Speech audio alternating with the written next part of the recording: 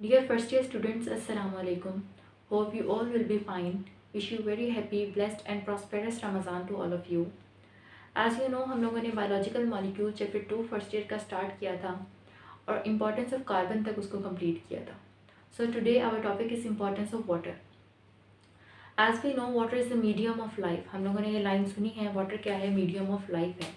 और तकरीबन 65 to 89% organisms जो हैं उनमें मोस्ट अबंडेंट कंपाउंड जो पाया जाता है दैट इज़ वाटर. यानी सबसे ज़्यादा पाए जाने वाला कंपाउंड क्या है, वाटर है. और अगर मैं सेल्स की बात करूँ, किसी ऑर्गेनिज्म के सेल की, जैसे ह्यूमन सेल्स की बात करूँ, तो एक ब्रेन सेल्स हैं उसमें 85% वाटर पाया जाता है. बोन सेल्स में 65% वाटर पाया जाता है. तो ये वाटर की डिफरेंट टिश्यूज़ में, डिफरेंट सेल्स में डिफरेंट परसेंटेजेस हैं. तो ये water is the medium of life. ये कैसे है बायोलॉजिकल पॉइंट ऑफ व्यू से, इसकी क्या इंपॉर्टेंस है, क्या प्रॉपर्टीज़ हैं, क्या कैरेक्टरिस्टिक्स हैं ऐसे वाटर के, हम लोग आज ये डिस्कस करेंगे. So our first point is chemical reactions. Chemical reactions, आपको पता है लिविंग ऑर्गेनिजम्स में बहुत सारे केमिकल रिएक्शंस होते हैं. इसको कलेक्टिवली हम लोगों ने क्या कहा था कि इसको मेटाबॉलिज्म का प्रोसेस कहते हैं. और ये मेटाबॉलिज्म का जो प्रोसेस है वो in the presence of water होता है. यानी all chemical reaction takes place in the presence of water. अब मेटाबॉलिज्म के प्रोसेस में क्या होता है, micro molecules and macro molecules बनते हैं. तो जब माइक्रो मॉलिक्यूल्स बनते हैं, जब बड़े मॉलिक्यूल की ब्रेकडाउन होती है, हाइड्रोलाइसिस होती है, तो उस वक्त वो होती है इन द प्रेजेंस ऑफ वाटर. तो हाइड्रोलाइसिस होती है मैक्रो मॉलिक्यूल्स की इन द प्रेजेंस ऑफ वाटर.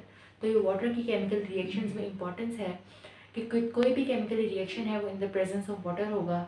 वो उसमें जो मैक्रो मॉलिक्यूल्स बनेंगे, हाइड्रोलाइज होंगे, माइक्रो मॉलिक्यूल्स बनेंगे, वो भी इन द प्रेजेंस ऑफ वाटर होंगे. So our next point is photosynthesis.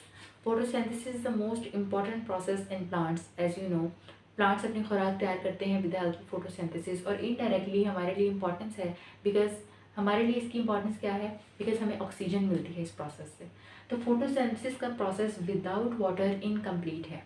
As you can see कि फोटोसिंथेसिस का जो रिएक्शन है उसमें वाटर की कितनी ज़्यादा इंपॉर्टेंस है. तो दूसरा हमारा पॉइंट जो है उसमें फोटोसिंथेसिस के प्रोसेस में भी वाटर बहुत ज़्यादा इंपॉर्टेंट है.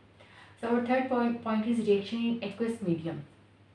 अब सेल के अंदर, सेल जब एक एक्वस मीडियम सेल के अंदर होता है, रिएक्शंस उस वक्त होते हैं बिकॉज एंजाइम ने एक एक्वस मीडियम में ही वर्क करना है.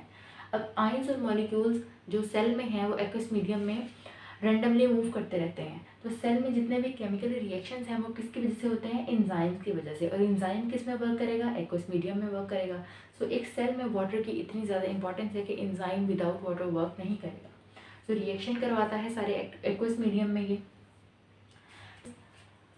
और fourth point is best solvent. Water क्या है, बेस्ट सॉल्वेंट है because it is polar and stable.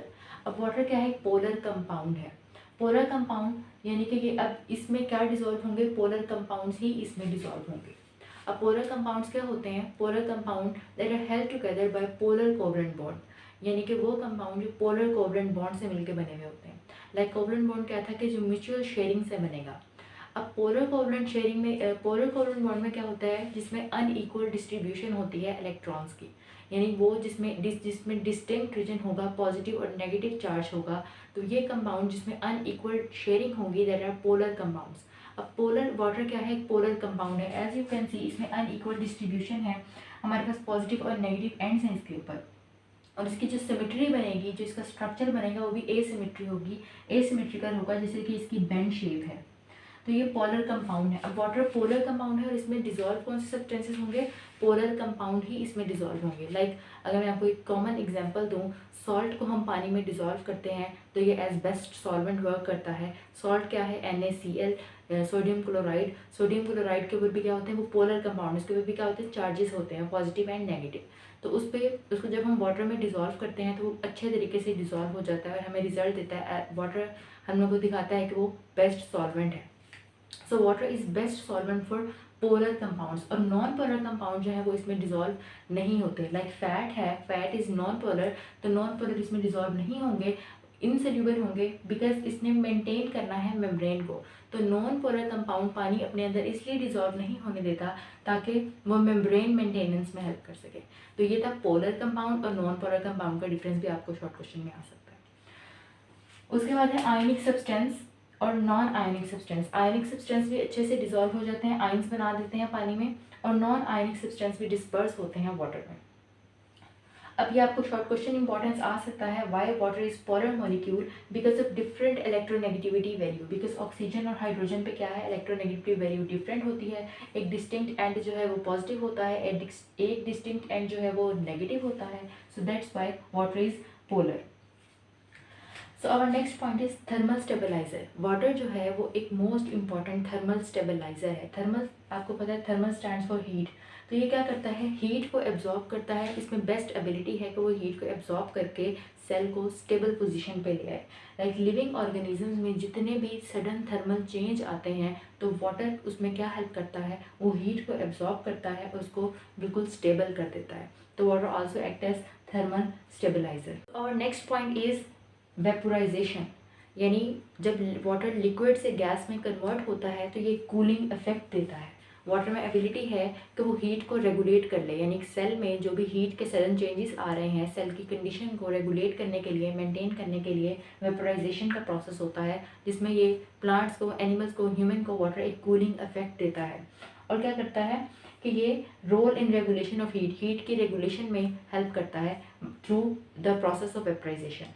So next point is protection. Water एक प्रोटेक्शन के तौर पर भी काम करता है, लाइक ये इफेक्टिव लुब्रिकेंट है। इफेक्टिव लुब्रिकेंट, लाइक हमारी आइज़ में कुछ चला गया है तो हम क्या करेंगे, आइज़ को रब करेंगे, तो रब करने से सेल डैमेज हो सकते हैं। तो उस रगड़ को बचाने के लिए ये एज लुब्रिकेंट वर्क करता है। हमारी आइज़ में जैसे ही कुछ जाता है तो tears in the form of water, that is the form of water, तो टीयर्स हमारी आंखों से आते हैं। बिकॉज जब हम आईलिड को रब करेंगे ताकि हमारे सेल डैमेज ना हो, तो यूँ ये एक इफेक्टिव लुब्रिकेंट की तरह वर्क करता है, फ्लूइड कुशन की तरह वर्क करता है। जैसे हमें कोई इंजरी हो गई है या कोई भी सेल को शॉक है या ट्रॉमा आया है तो उसमें क्या करेगा, ये हेल्प करेगा, एज फ्लूइड कुशन वर्क करेगा। सो ये था हमारा वाटर की इंपॉर्टेंस, जिसमें हम लोगों ने क्या पढ़ा कि वाटर में केमिकल रिएक्शंस जितने भी हैं, जो किसी भी लिविंग ऑर्गेनिजम्स में केमिकल रिएक्शन है वो in the presence of water होते हैं। Enzymes in the presence of water work करता है।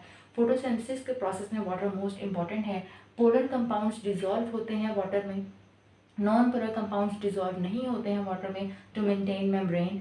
थर्मल स्टेबलाइजर के तौर पर वाटर वर्क करता है। वेपोराइजेशन का प्रोसेस जब करता है वाटर तो ये कूलिंग इफेक्ट देता है। प्रोटेक्शन का प्रोसेस करता है, लाइक ये इफेक्टिव लुब्रिकेंट है। तो ये थी इंपॉर्टेंस ऑफ वाटर।